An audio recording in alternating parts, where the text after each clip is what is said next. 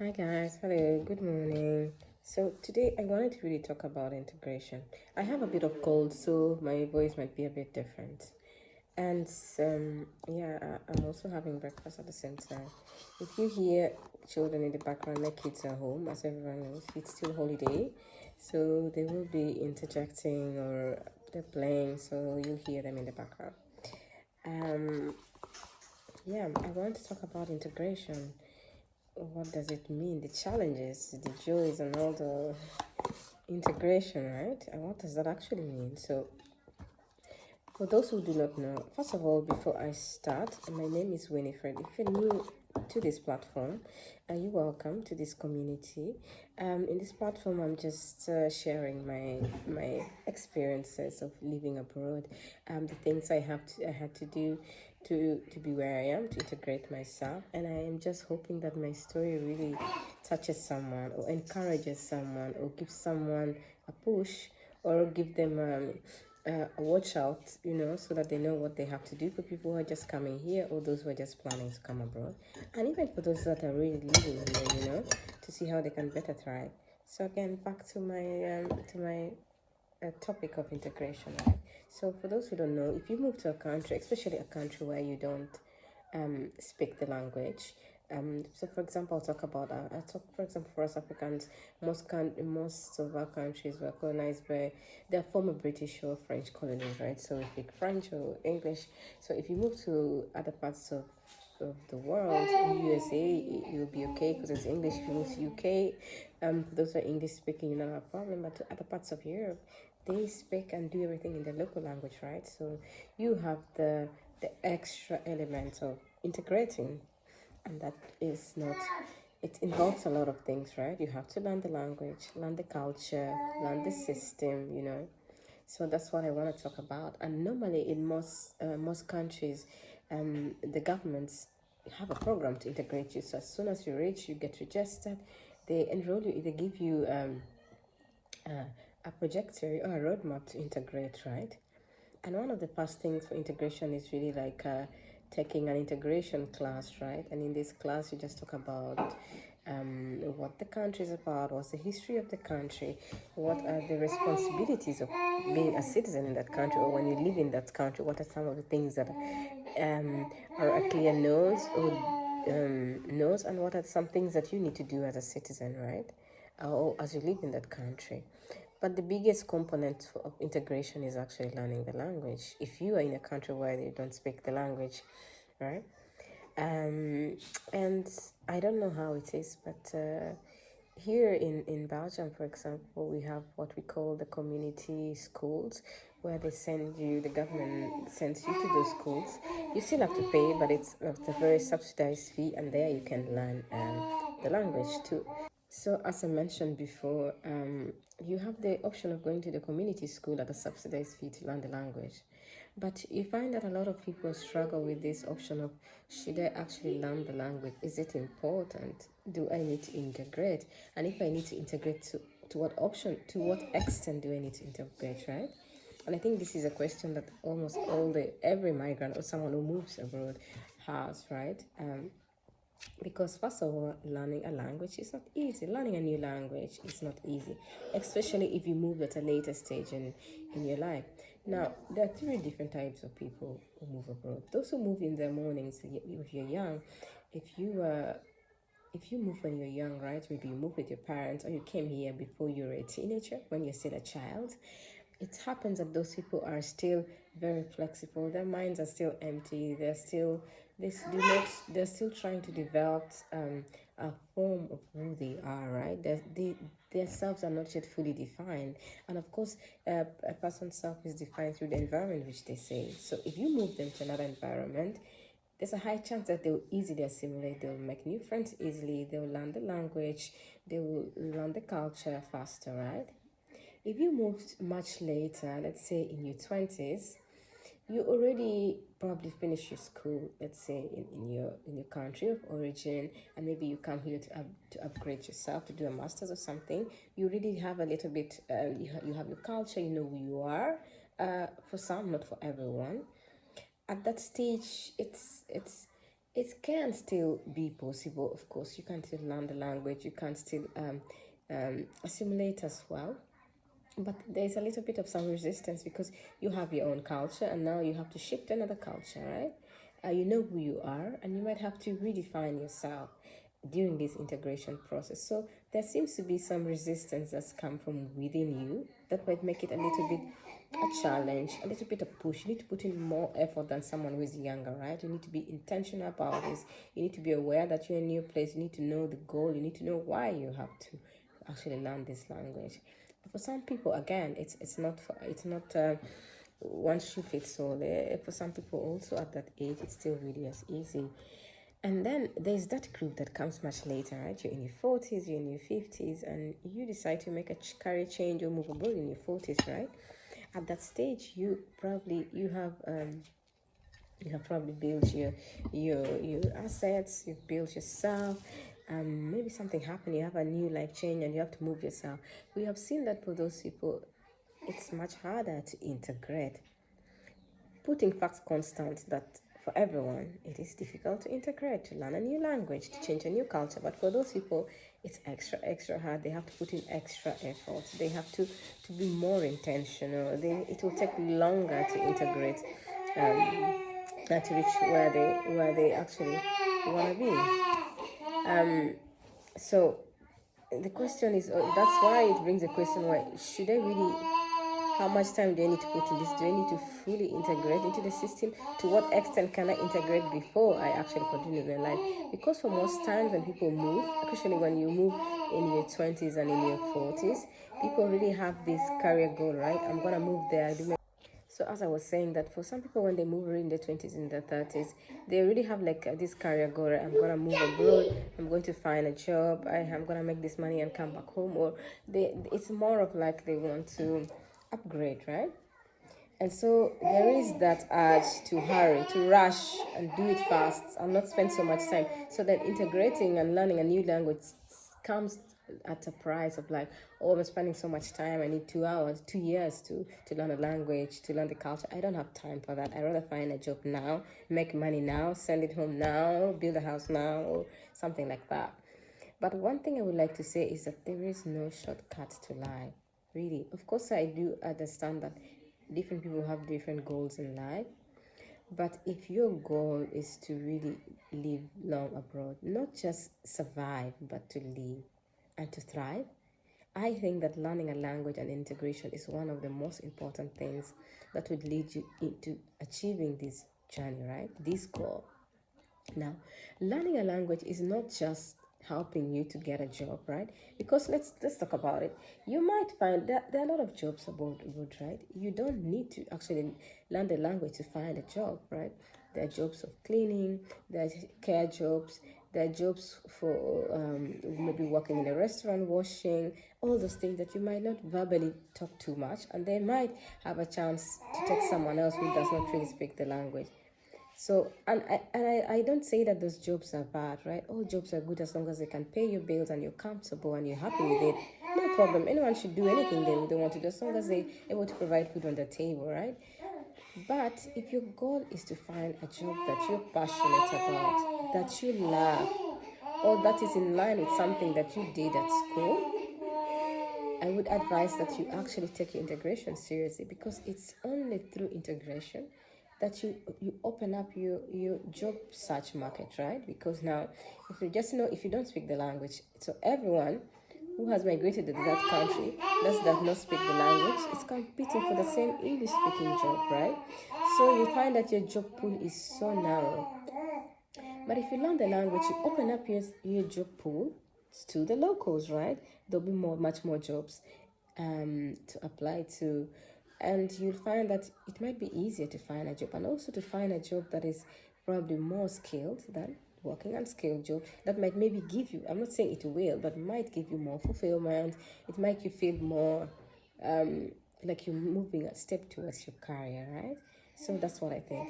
But also, I don't want us to think about integration just in terms of jobs, right? So let's say that you are able to find a good English speaking job. So as I was saying, let's say that you had luck or good chance, and you were able to find an English speaking job, right? So then the question, like, yeah, I found an English speaking job without having to learn the language. Do I still need to learn the language? Now let's think about learning language not as just a contributor to your job path. It's a big contributor to your job path, but also as a way to fully unlock yourself in that community, right? Now, if you don't speak the language, there's a high chance that you will stick with friends and community that are also outsiders, right? Because you don't speak the language. So the locals are more comfortable speaking their language. Just imagine that someone moved to Kenya or Nairobi and they cannot speak Swahili, and every time you're around them, you cannot speak Swahili, you cannot make jokes in Swahili, you cannot use your Swahili phrases, and every time you have to stick to English. There's a high chance that you'll feel more comfortable hanging out with someone who understands your jokes, who understands the context and the culture, right? A little bit like that, and I feel like that's very much human as well. So you will find that you limit also your friendship and your circle to international circles, which is not bad because there's something that is also binding you, which is uh, your new journey in a new country, but you end up limiting your experiences. You end up putting your life in a box. You don't unlock all your potential fully, right? You miss discovering that culture, exploring that culture, and you have no idea what discovering and exploring that culture could do to you as a person. So I would still advise that even when you're able to find that job, please learn the language. It deepens your circle, right? It will unlock your circle, and it will help you integrate more in the community. It will have a little bit of context with the local context of the culture where you are living, because believe me or not, even if you don't like the country where you move in, you cannot always feel like an outsider. Just imagine that feeling where you live in a country for 10, 20 years and you always feel like an outsider. Of course, that feeling is always there, but the more you learn the language, the more you learn the culture, the more you get integrated with the locals, the less that feeling comes down. It will not go completely because you don't sound different, you don't look different, right? Your experiences and your backgrounds are also not the same, right? But at least it lessens that feeling. You start to feel a little bit at home. You start to enjoy, that new environment. So I would say that always it's important to learn the language. In my personal opinion, right? That's what I think. And also, even if you get that job, it is always hard. You may say, I have seen it at my own workplace, right?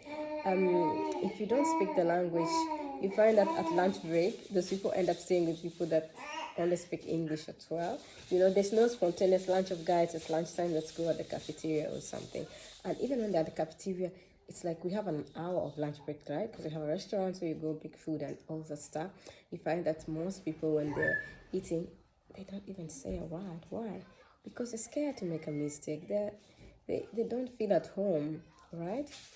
And it's very difficult that the work circle will switch to speak in English all the time. They will maybe start a conversation in English, but the conversation will end up going to the direction of the local language. So I feel like to feel at home, to unmask your potential, and also to feel less like an outsider, it's important to learn the language. That's my advice, and that's based also on my experience, right?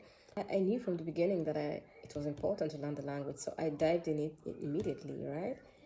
But I have seen my life unfold and look different when I spoke the language and when I didn't speak the language. Not just on social levels, but on career levels as well. I have mothers in the school of my children who reach out to me and they want to have coffee, they want to go for a drink. And all those conversations are happening in the local context, And I do appreciate those opportunities. Now, if I went feeling like I wouldn't want to integrate, I think that those experiences would be different. My experience would be different, right? I'm not saying that I have the best experience, right? No, I am still the only black mother in my children's school. My children are still the only brown children in this school and all those things, right? We look different. And I do appreciate that that's also our uniqueness, But what I'm trying to say is that I feel a little bit of acceptance. It's not that I'm looking for acceptance, but you start to feel a little bit at home, And I want to talk in the next, I want to talk about it today, but I will talk in the next episode about what are those things that pulls you away from integration. And just imagine you have children and your children go to school. Now, in most of these countries, you'll find that schools are also taught in the local language. Teachers will have a meeting, a parent-teachers meeting in the local language. I have seen parents who do not speak the language not able to show up for their children. Can you imagine how painful it is? Can you put yourself in the shoe of that child that your parents did not integrate, and now they never appear for a school activity or even a parents' meeting because they don't understand what it means? That the child is always tagged along with the teacher and you never see the face of the parents. Can you imagine that feeling for a child? You don't want to have that for your child. You want to be present for your child. You want to be there in every moment that they need you, and you want to understand how they're performing in school, what it means to be in school, what is happening to their projects. And that you can only get to the core if you fully integrate. So if you are looking to direction of even, a long term, you're going to have children. Children are going to go to school. They're going to be in that system. You need to integrate. You need to learn the language. Leave that aside. Now, so many things, documentation, taxes, and everything. If you want to find a language in English, you can do a search, let me tell you, in these languages in English. But the information that will pop will be different when you do your search in their local languages. You miss out on a lot of information. Now, you'll always have half-baked information. If you have to pay taxes, you don't even know what the phrases are. The taxes don't even come in English. You have to start interpreting everything. Can you imagine that kind of nightmare of a life? That's why, in that case, that's why you need to think that you need to live and not survive. Now, if you don't integrate and you have to do Google Translate, you don't appear for your children to school, you don't do all those things, then you are more in a survival mode, right, than living. And you need to live where you are. I know that sometimes when people come, they're like, oh, I'm going to be abroad for 2 years, for 3 years, for 5 years, and I'm going to go back home. But even for those years, we have to learn to live and not to just survive. I'm going to have a whole series about this thing of with our goals and our mentality of you're going to come and live and go back home. Because for many people, it might be possible to come work and go. But for so many people as well, there's so many pull factors that when they came, they have never been able to go back. So just imagine you live 10, 20, 30 years in another country and you've always been on survival mode. And you look back 20 years later, you can't speak a single language. 20 years back, you're still in that kitchen washing dishes. I'm not saying it is bad, no. But if you had a different goal, if washing the dishes was not something that gives you pleasure, and you're still doing it 25 years later, just because you were not open enough, you did not believe in yourself that you could speak the language. Can you imagine the mental toll that it gives you, not only to you, but your children that are watching you, knowing that you have a master's degree, knowing that you have a better potential? What does it do to them? What does it do to their career? What makes them think about themselves, So this is just when Karen meant to people that if you're struggling with learning a language and you're not sure, you're still questioning yourself, should I learn it, should I integrate? My advice to you is, it might not be easy, but please integrate. Integrate fully. Integrate as much as you can. Learn the language fully if you can, learn it. Never stop putting your foot in front of the other one in the direction of what you want. And it sounds like a cliche that the journey of 1,000 started with one step. Sounds like a cliche, but it's actually true. Even if you don't have time and you feel like you need to work and it takes shifts and you don't have time for school, you might miss school. But if you're going to take that one level for 3 times, do it instead of not doing it at all. Miss classes, miss exams, try again next time and see if you can have time in between shifts. Don't stop trying. Don't stop moving into the direction of improving yourself, of integrating. And you know what? Maybe 5 years down the road, you fully integrate. You never know. So I hope that this encourages someone. And if you're watching this and you've been struggling with integration journey, or you've been integrating, you've been learning a new language, please let us know in the comment sections, how has it been for you? How is your journey? And if you have any questions, if you have dilemmas around living abroad, please also drop them below. I'm happy to answer your question. I'm happy to look into it. I'm happy to share more experiences. Until next time, God bless everyone. Bye.